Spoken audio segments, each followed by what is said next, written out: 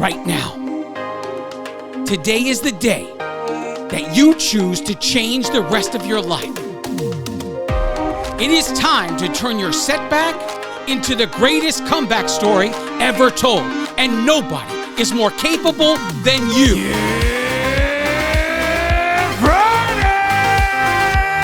This is the Ranting Weight Watcher podcast, the future #1 weight loss podcast in the world.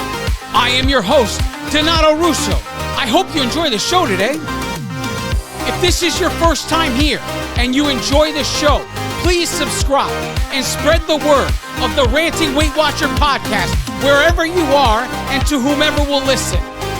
If you'd like to connect on social media or wherever else, check out my Linktree page, Linktree/the Ranting Weight Watcher.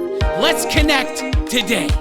Hello, everyone. Welcome to episode 173 of the Ranting Weight Watcher podcast. If this is your first time here, I want to welcome you to the show. If you enjoy it, please consider subscribing. And the app that you're using, if it allows you to rate the show or leave feedback on the show, please consider doing both. Leave a 4-star or a 5-star rating. Leave some feedback. What happens when you do this is if someone else using the same app as you suddenly looks for a weight loss related podcast, the Ranting Weight Watcher just ends up a little higher on that list, and you would be helping just a little bit to support the show. Most of all, the best thing you can do to support this show is anyone you know in the same position we are in. If this show helps you, it's going to help anyone you know that's dealing with the same nonsense you deal with. So share the show with them. Tell them how much the Ranting Weight Watcher podcast has helped you in however way it's helped you. Spread it to anyone who will listen to the side of your voice. Support the Ranting Weight Watcher podcast any way you can. Now, let's not waste any time. Let's get into this. Journey updates. I am up this week, 0.8. So I guess that's about 3/4 of a pound. So, I mean, they're not always a loss. They're not always a gain. But no matter what, consistency remains. I didn't even intend for that to rhyme, but it kind of came out that way. That was great. I couldn't have planned that any better if I tried, man. That happened completely by accident. That was great. It's not always a loss. It's not always a gain. I got to make a t-shirt on that or something. Oh, man, that was good. But anyway, so yes, it's a 3/4 of a pound gain, and we just move on to the next week as always. There has to be 3 gains in a row for us to make any kind of move. So that was gain number 1. So last week, I had talked to you about my skin condition a little bit and how it kind of, sparked some thoughts in my head. I had completely forgotten there were 2 other things that I had postponed doing to try and treat this the natural way. And one of those things was to eat fermented vegetables, and the other one was to go gluten-free. So after I finished recording and the podcast was released, see, the app that I use to track macros, it's a paid app. So along with your membership to the app, you receive an advisor. And so this person's kind of like a personal trainer, but like a nutrition coach at the same time. I have never once really interacted with them except to ask, was there a way to sync my Fitbit to the app? That was really the only interaction I ever had. But I decided, hey, maybe, I pay for this and I get an advisor, maybe I should reach out. So I sent a message to the advisor asking what can be done about, like, if there was any feature in the app that I had never seen that would flag a food item that had gluten and let me know, hey, you're eating gluten here, kind of a thing like that. So she answered back and told me that the app did not do that. However, she recommended an app I could download. It was called the Gluten-Free Scanner. It's basically just a barcode reader, and you zap whatever food item you're eating, and it will tell you this item has gluten, this item doesn't have gluten. Pretty simple. So the Gluten-Free Scanner is what I downloaded, and I started. So I figured it would be easy to handle the majority of the week because 7 days a week, I eat the same breakfast. 7 days a week, I basically eat the same lunch. And the dinner would vary throughout the week. So I would just have to figure it out, kind of a thing, as I approached every single meal. I had a pleasant surprise as I started to do this. I found that only 2 of the things I eat on a regular basis have gluten. And the street taco I eat every day for lunch is one of those things. And the other is on Saturdays, I have an English muffin with breakfast. That's the other thing. I have no doubt in my mind there are substitutes for the taco and for the English muffin that are gluten-free. So I'm not really worried about this. But the whole process of it so far, of me searching through the foods that I eat, really got me thinking. I was kind of, reflecting back. Now, I'm sure it was a little bit after COVID had began, because when we used to go in the studio, we regularly bought all kinds of stuff at the studio. The snacks, all the things that they have on the shelves that were WW snacks or whatever, were all there, and we would buy them all the time. Whatever kind of chips they had, whatever kind of snack bars they had, granola bars, whatever the case, bought them all. As we got sent home and we were, going through the COVID process of life, I realized something quickly there. I couldn't just have one of these things. And the fact that they were so low in points didn't help. Because if anything, it promoted the repeated eating of it. Right? Like, oh, this granola bar is only 2 points. Let's have 2 of them. I couldn't just have one. It was 2 of them. And it would be like 2 of them, like, okay, what's the big deal? It's only 4 points, right? The thing is, it was a need to have more than one. And it was kind of annoying. And it got to the point where I said, you know what?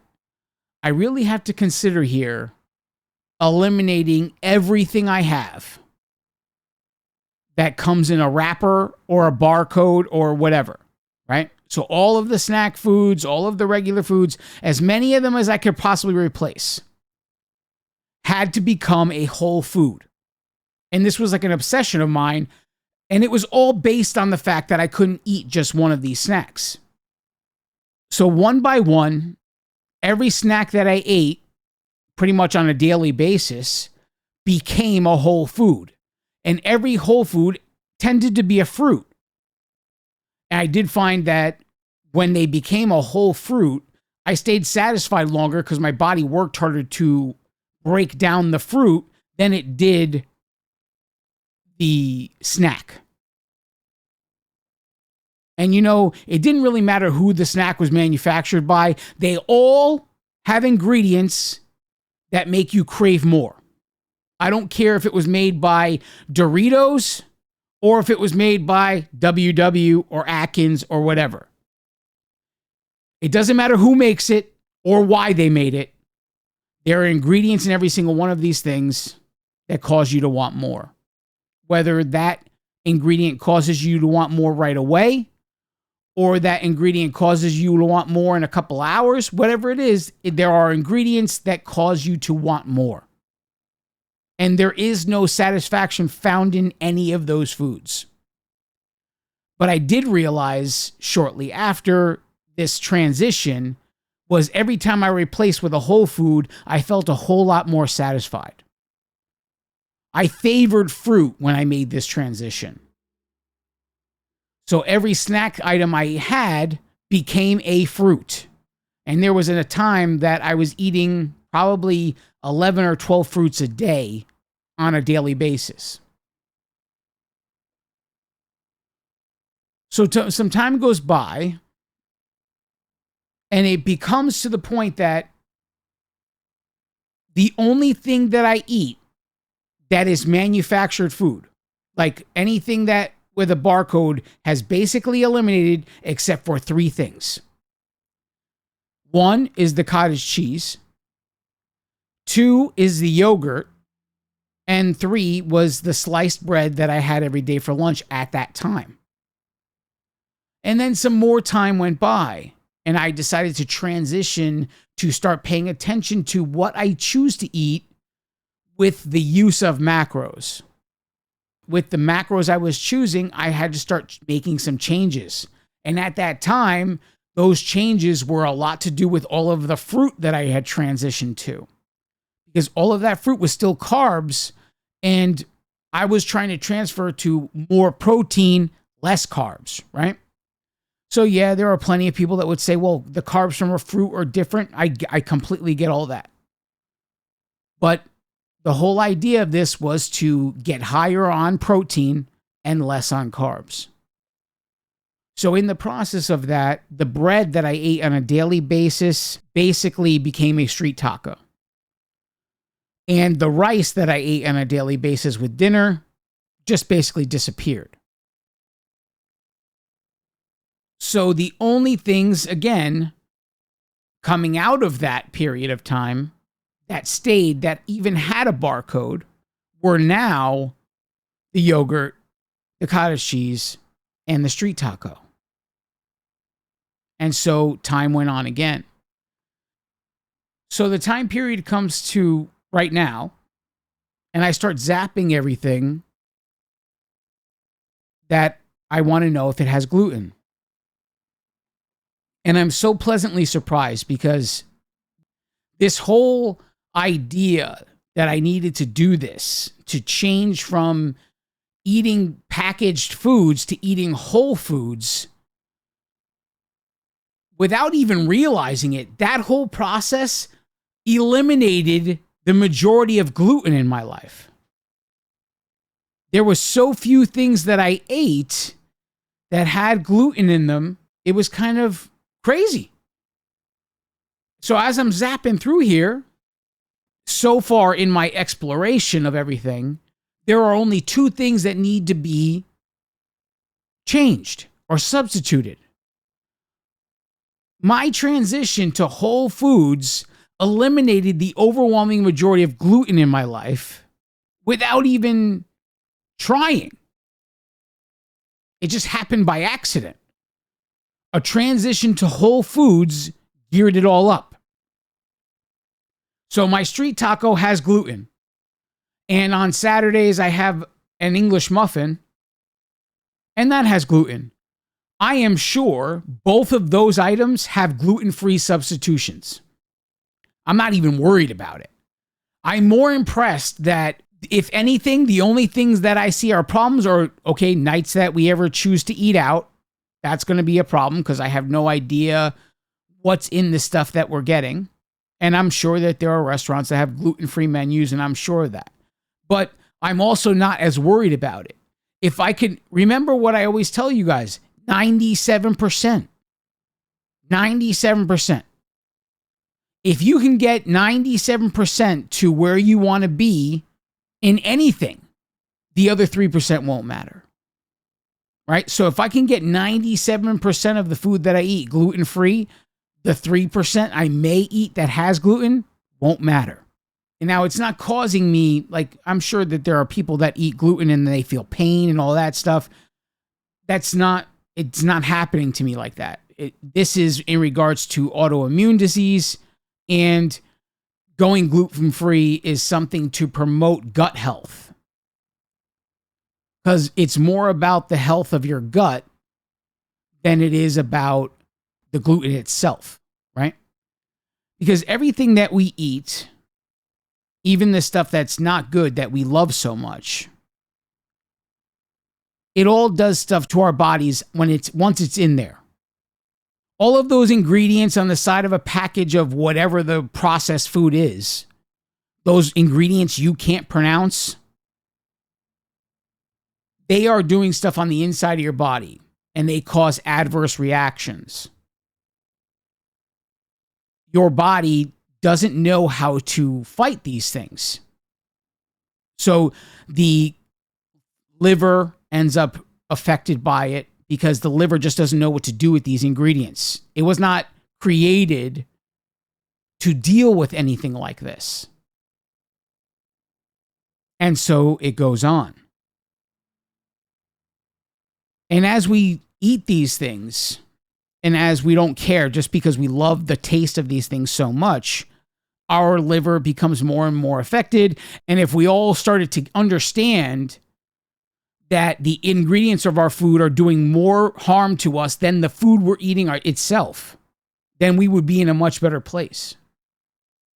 But all of these foods are affecting our bodies, and our body gets to the point where it doesn't understand what to do with them anymore. And there's only so long your body can fight. And autoimmune disease is on the rise in this country because of these ingredients, but they'll never say that. They'll never admit that these ingredients are causing it. It's not the processed food, it's what they do to the processed food. The majority of ingredients in the food that we eat, that we enjoy, whatever the case may be, anything processed, if you ever start paying attention to the ingredients of these things, in most cases, it would be illegal for you to own those ingredients in your house. Isn't that something? An ingredient label on the side of some food item that I purchased, is supposed to be like a recipe. Not exactly like a recipe because I don't know how much of each thing, but rudimentarily, I should be able to look at those ingredients and sort of make the item I'm eating. Except so many of the processed foods that we eat, we're not even allowed to own the ingredients. We can consume them, but it's illegal for us to have them in the house. How does that make sense? Tell me, make it make sense to me. Make it make sense. It just simply doesn't. The switch to whole foods transitioned to me as close to a gluten-free life, and I never saw it coming. I never saw it coming. And I'm sitting here in a position to say, okay, I only have to really substitute two things. And if it comes to be that it's only one meal a week that I eat that I have some sort of gluten, I'm not going to worry about it. Because that one meal is not causing the breakouts. I could be doing a lot worse. The gluten-free idea is there, but if I was this close to gluten-free last year, it cannot be the end-all be-all either. The other idea was to have fermented vegetables. And so I introduced a couple of those things this week. I introduced during lunch, I'll have some dill pickles. And I introduced some sauerkraut. Those were just the two that I knew that I would like. So I decided to start there. We're going to take a break. Don't go anywhere. I now present to you the Ranting Weight Watcher Accountability Creed. If you choose this day to say this creed, you are accountable to me, the author. You are also accountable to all of those before you who have taken the creed, and all of those after you who will take the creed. But most of all, you are accountable to yourself. Now recite with me the Accountability Creed.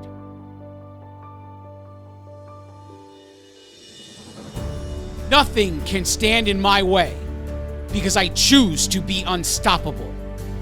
My challenges crumble in my presence because I choose strength when I am weak.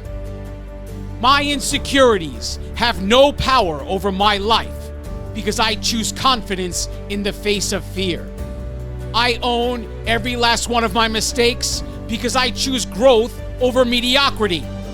The mirror and the scale are powerless because I move forward in spite of the result. Circumstances are not obstacles because I see solutions instead of problems. The demons of my past can no longer torment me because I choose to renew my mind daily. All things are possible as long as I believe, because if God is for me, who can be against me? This is the creed I declare each day. It is about what I do, not what I say. I will learn the work that needs to be done. I will never stop, even when I've won. I will work consistently, no matter the cost. I refuse to believe that all hope is lost. I will work when I want to. I will work when I don't. I will work when they are cheering. I will work when they won't. I will work when it's easy. I will work when it's hard. The atonements that I've made are made with no regard. I will work when it's cold. I will work when it's hot, because choices have consequences, justified or not. When I think I know it all, I will start back at one, because regardless of what I think, the work is never done.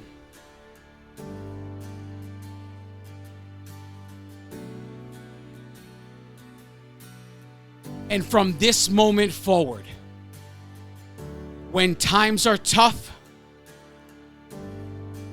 I choose to believe that I am enough.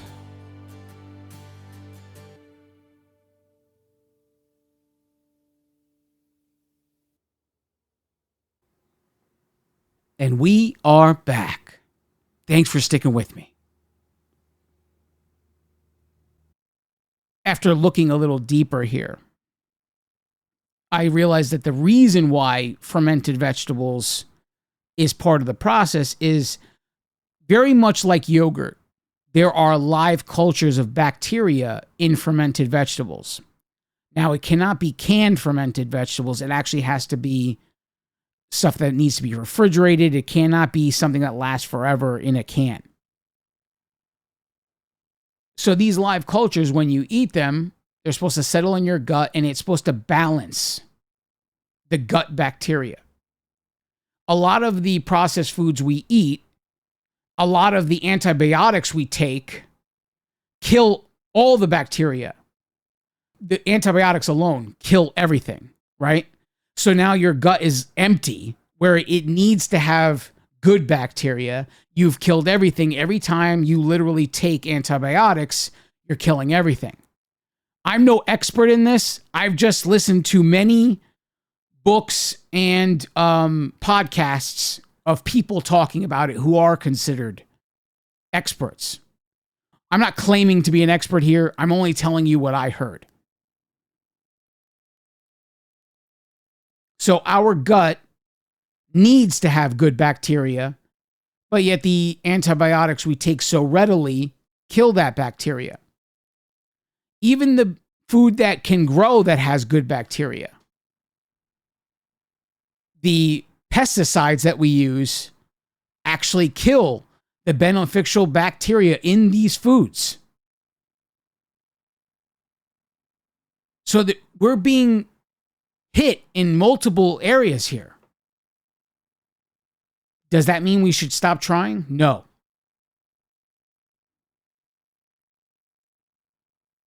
Like I said, 97%. There's no such thing as perfection. I've said it 1,000 times. Perfection is a pipe dream. We all convinced ourselves that we needed to be perfect at some point. This is including me. We need to be perfect in order to make success happen. The day that I realized I didn't need to be perfect was a wonderful day. And it took quite a bit of time. But I have made it one of my missions in this podcast to make you realize perfection is not required faster than it took me. Because the faster you can realize perfection is not required, the faster you'll get out of your own way and achieve, levels of success you never thought possible. Because the majority of the time, if you can get out of your own way long enough, you can create success without trying. But every time you mess up and fall flat on your face, you waste more time after the fact beating yourself up for it and cause more damage in that process than you would have just by the thing alone. And it kind of makes me crazy every time I hear, I'm in a workshop on Saturday, and I hear somebody say something like, I'm returning, I achieved lifetime, and I gained all the weight back, or I gained most of the weight back, whatever the case may be. And I feel totally embarrassed. That word embarrassed, it kind of triggers me a little bit. Because it is the idea that we can be perfect that fuels that embarrassment, right? But really, what's it about here? What's it about? We act like we're embarrassed to return, like the other people in the room are going to sit here and call you out. Every single one of the people in that room doesn't feel like they're perfect, so they're certainly not going to condemn you for not being perfect. And don't get me wrong, there's always a fringe, but you can ignore those people. Because those people, the people who criticize everyone else, are the people who aren't doing anything at all. They're just trying to make themselves feel good about what they're not doing. But everyone else, the overwhelming majority, would never make you feel embarrassed for leaving, gaining, and returning. It's just nonsense. So really, who's really embarrassed by who, right? And I would say that if we can get out of our own way in this moment, because really, we're embarrassed of ourselves. Right? Because it's only us. We are the defendant and the prosecutor at the same time. The defendant and the prosecutor.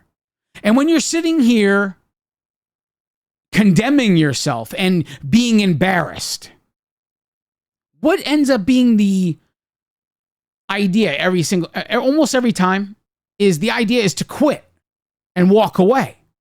But who wins in that case? Does the defense win? No. Does the prosecutor win?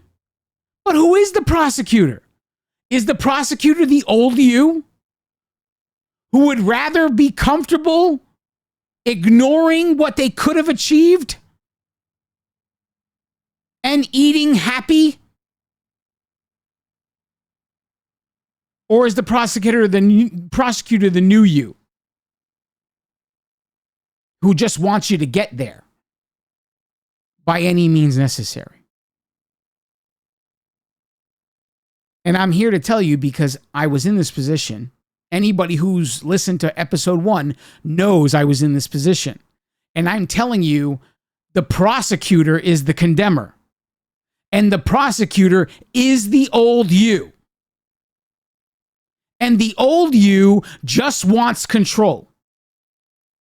The old you wants you to feel comfortable being the old you so you can be whatever it is. Have all of the things you want, all of the comforts of life there.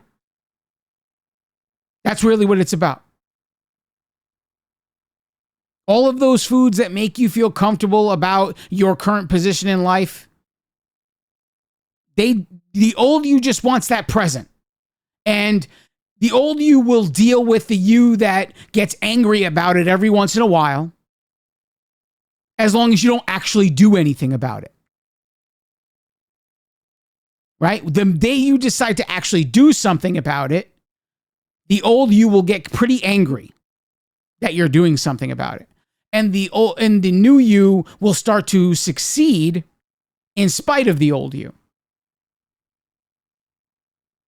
And if the new you should understand that perfection is not required, the whole idea of embarrassment, it's out the door.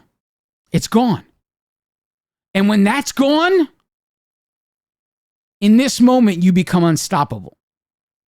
Because once you realize that 97% is all that's really needed to create success, and not beating yourself up whenever you fail. Because look, I've told you this before, and I'll say it until I run out of breath. You're going to fall on your face 1,000 times. 1,000 times 1,000. You're going to fall on your face daily. And the only time it matters is the time you don't get back up and keep going. That's literally, it doesn't matter that you fail 1,000 times. It only matters the one time you decide not to get back up. If you mess up at breakfast, you get up at lunch. If you mess up at lunch, you get back up at dinner. If you mess up at dinner, you get back up at breakfast. You know, in my studio, there was a guy named Eric. And I can't remember his total weight loss, but I remember he was a big inspiration to me. Because he had learned to work the system. Because, look, anybody in his position would use their job as the reason they couldn't be successful. And yet, he was successful in spite of his job. Now, I don't know what his job actually was. All I know about his job is that it took him all over the place traveling. So he was literally eating out the majority of his life because of his work. And somehow he managed to lose hundreds of pounds and eating out the majority of his life. So this man stands as proof that you can be in any situation and create success. There's plenty of people that might have a job like that causes them to eat out all the time, and they would blame the fact that they have this kind of job and that's the reason they can't succeed. Yet this man exists and lost hundreds of pounds because of it. And I knew I was never going to be in the position to eat out the majority of my meals. But his story still inspired me that even if I was in that position, that there was a way. There was a way to eat out for the majority of your meals and create weight loss success. And maybe he realized somewhere along the line that you didn't have to be perfect. I don't know. But I know that I realized it. I know that perfection was a pipe dream at some point to me. And I'll scream it from the rooftops to anyone who will listen. It's not necessary. It never was necessary. It never will be necessary. And you can't achieve it anyway. It's a pipe dream. But if you could be consistent, getting things right 97% of the time, you're unstoppable. Because the 3% where everybody would fall apart because they actually made a mistake, the 3% won't even faze you. Am I telling you that today you should flip a switch and tomorrow start being 97%? No, it takes time to get there. But you never get there if you actually believe you need to be perfect. I truly do mean that you'll fall on your face 1,000 times. I truly mean that. And I also think it's part of the journey. Almost like the falling on your face is necessary. People would think I'm crazy for that, but you don't learn from your successes. When things are going easy and there's no waves in the ocean, you're not learning how to sail. When the boat is flipping left to right, and you can't stand straight and you want to vomit your guts out, and yet you still make it to your destination, kissing the ground when you get there, that's when you learn how to sail.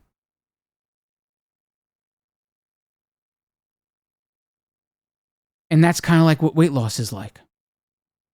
It's like being in an ocean, in a sailboat, in the middle of a storm, and thinking, I'm never going to survive. But doing what's required anyway. Pulling the ropes that need to be pulled, tying the ropes that need to be tied, holding on for dear life. All of a sudden, you see land. And the boat comes ashore, and you find a moment of peace in the middle of the storm. And you're thanking God that you're on land. That's kind of like what it's like. And if you could stop concentrating every time your face hits the ground because you failed yet again, and just start concentrating on the next opportunity and how that one's going to be good, and not even concentrating on it in a way that thinks, okay, I will make up for this mistake on the next meal. That's a bad idea too. There is no making up for it. Like this illusion that we have. Oh, I lost a bunch of sleep last night. Now I got to make up for sleep. That's a delusion that I laugh at people that say that. Let's say that you're accustomed to 8 hours a night. And then one night, you get 4 hours. In order to make up sleep, you would have to get the 8 hours you normally get plus the 4 you lost.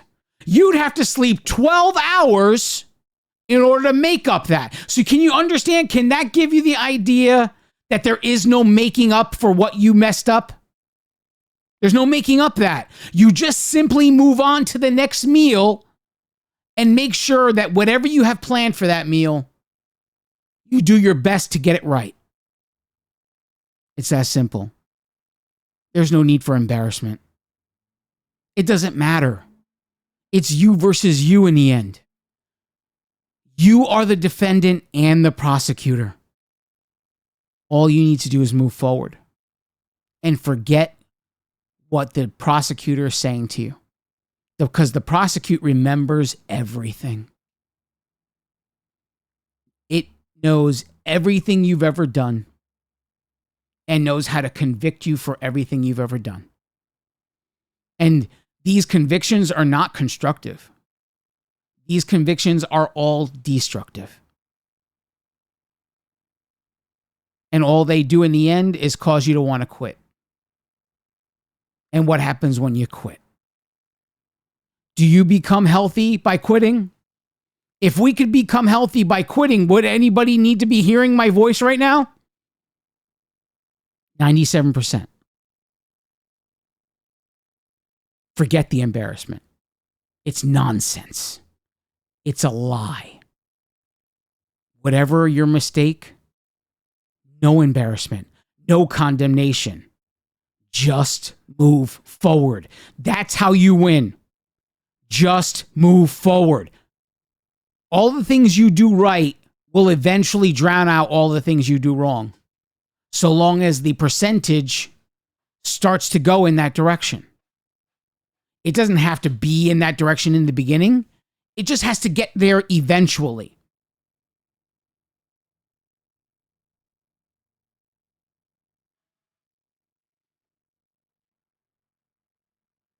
Everything I've talked to you about today, achieving all of the things that I've talked to you about just in the last few minutes, it all starts with one thing. It starts with a decision. And for once, I would ask you to stop looking at every situation in your life, especially when you're making a decision to become uncomfortable, I need you to stop looking at every single one of those decisions you're about to make with the attitude of, what can't I do? Because that's what we all do. We all look at something and say, I can't do this, I can't do that. We can come up with a list a mile long. I'm projecting a future here, but that future starts with a baby step. It doesn't start with you being able to run a marathon tomorrow or work out 7 days a week tomorrow. It starts with something, though. So instead of looking at the situation of what can't you do, I need you to look at the situation as, what can I do? That's the question I need you to ask yourself when you're going to start something new, because this new thing is going to make you uncomfortable. And I have told you many times on many episodes, you have to learn that you have to find comfort in being uncomfortable. With that comes the decision. What can I do? When you start thinking about things in what you can do, and this applies to everything. It literally applies to everything. It applies to tracking, weighing and measuring, moving, all of it. All of it starts with, what can I do? And I don't just mean do once. I mean do consistently. This is what they mean when they tell you pick a goal that's doable. That's what it means. It means something small enough that you know you can do it consistently right now. And if that's walking for 10 minutes, 3 days a week, then start right now. If that's tracking for 3 days, 3 full days, start right now. Whatever you decide you can do, start right now. Stop putting it off. Because nothing ever gets done if you concentrate on what you can't do. What can you do? Go.